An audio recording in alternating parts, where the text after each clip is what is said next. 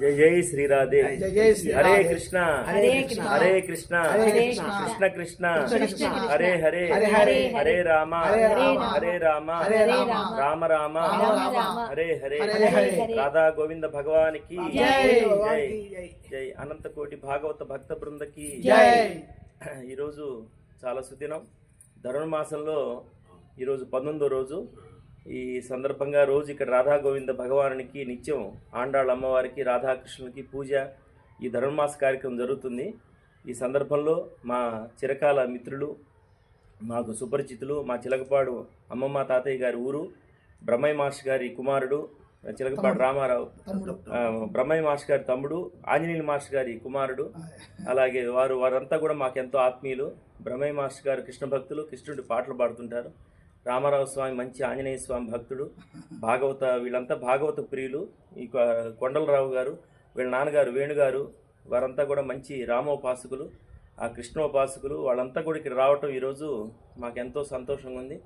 ఆ కృష్ణస్తు భగవాను స్వయం అని భాగవతంలో చెప్పినట్టుగా ఆ దేవాది దేవుడైన ఆ కృష్ణుడి యొక్క అనుగ్రహం, ఆ తల్లి జగన్మాత రాధారాణి, ఆ ఆండాళ్ళ దేవి యొక్క అనుగ్రహం, ఆ భాగవతోత్తములైన భక్తులు ఉన్నారు అక్కడ, వైష్ణవ స్వాములు, బృందావన వాసులు, వాళ్ళందరి యొక్క అనుగ్రహం, వాళ్ళు పుత్ర పౌత్రాభివృద్ధులై ఆరోగ్యవంతులై సుఖ సంపదలతోటి శాంతి సౌభాగ్యాలతోటి ఆనందంగా శాంతిగా ముఖ్యంగా భక్తి జీవితాన్ని భాగవత జీవితాన్ని గడపాలి। ఇది శాశ్వతమైంది।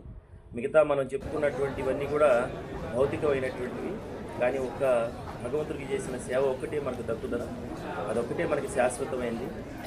మిగతాదంతా మాయా మోహము స్వార్థంతో కూడింది ఈ ప్రపంచం అంతా కూడా।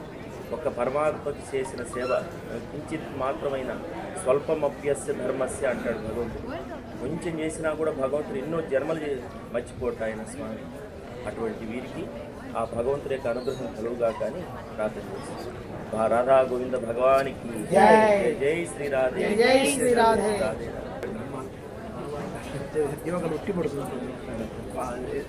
ఎంతో పాతగా ఎప్పుడు చూసినట్టుగా ఉంది కానీ ఇప్పుడు కొత్తగా చూసినట్టుగా లేదు।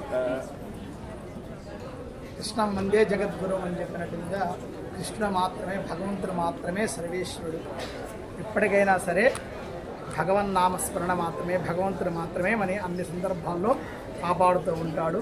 సుఖం కావాలన్నా భగవంతుడు మాత్రమే ద్వారా మనకి కలుగుతుంది, కానీ ధనం ద్వారా కానీ లేకుంటే ఇహంలో మనం ఏవైతే మనం సంపాదించుకుంటున్నామో వాటి ద్వారా మనకి ఎప్పటికీ కూడా సుఖం చిక్కదు। భగవన్నామ స్మరణ భగవంతుడి యొక్క స్మరణ వలన మాత్రమే మనం ముక్తిని పొందుతాము। ఇహంలో అన్ని సుఖాలు కలగాలన్నా పరలోకంలో మోక్షం కలగాలన్నా కేవలం భగవన్నామస్మరణ మాత్రమే మనకు వారధిగా ఉంటుంది। జై జై శ్రీరాధే జై జై శ్రీరాధే। కృష్ణం వందే జగద్గురం। మేము కృష్ణ ఇది రాధాష్టమి వస్తున్నాను, 16 లక్షల మొత్తం ఉంది కదా, 16 మొత్తం చేస్తాం। ఇంకా పొద్దున్న నిద్ర లేవటం